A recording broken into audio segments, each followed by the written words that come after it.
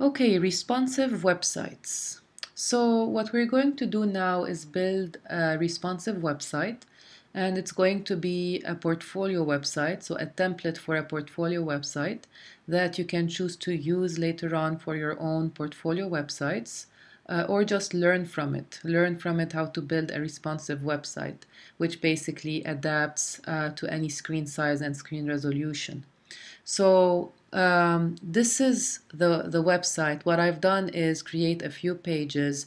So there's a header at the top, a horizontal header with a logo, which is, my name or your name. There's a navigation with 3 items. This is the home page, and on this page, on this blue section, you can include what you want, such as for example, a cycle plugin that shows a cycle of your work, like an intro of your work that cycles through. So when a person lands on your page, that's the first thing they see. And there are many cycle plugins that adapt to responsive websites online that you can download and install. That's an example. You can choose to have what you want on this home page. The About page can be a section like this, which has like this intro section at the top with text here that explains what the About page is about. And it has 4 columns at the bottom: skills and services, professional history, education, awards, or any title or topic you want to discuss. The portfolio page, again, there's an intro, so you want to maintain consistency. As you can see, the same style applies to the entire website. The header is at the same place, the logo is at the same place. At the top, right under the header, there's this intro section, and the same intro section exists here where it says portfolio and a small explanation, a small introduction. Under that is a section with thumbnails of portfolio items. And let's say you click on Project 1, it takes you to the page of Project 1 or Project A. And then there's that same intro at the top of the page, and then you scroll down to look at the project. So in this case, we're assuming it's all assumptions, it's fake projects. But it's a template, so you can use it and then adapt it and change it to what you need. So we're pretending that the first project, Project A, is a website, and this is how it shows on a screen, and then there's some small explanation, and then this is how it looks on a tablet, and then that's how it looks on an iPhone. At the bottom there are 2 buttons, next project and previous project, because you don't want the user to always go back and look for the portfolio button and remember which project they hadn't seen, right? So at the bottom of each project there's a button that you click on. It takes you to the next project, Project B, and so forth.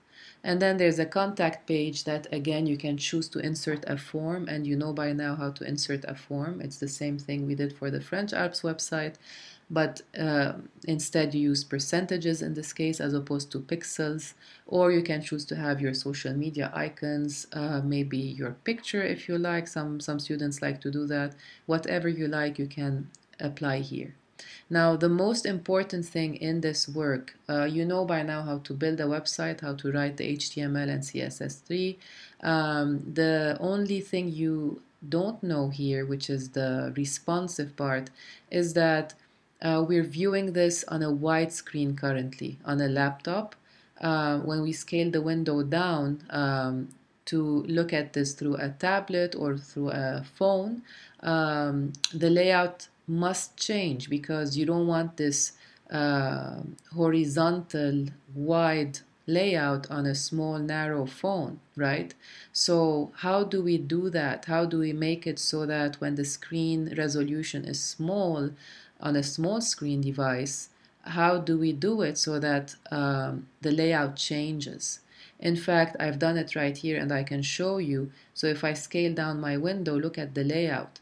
Currently, I have a horizontal area at the top and then 4 columns, 4 vertical columns at the bottom. Now, if I scale the window down, there's a moment when this layout is going to change. So look for that moment. It's right there. So at this very moment, the layout changed from 4 columns to just a stacked layout, as you can see. Similarly, for the portfolio page looks as such on a wide screen, so with 4 columns, and then when I scale the window down, for a phone for example, the layout at this moment changed to 2 columns, okay? And so forth. So how do we do that is the question. We do it using basically CSS3 media queries. Okay, so we will learn all that in what's coming up next.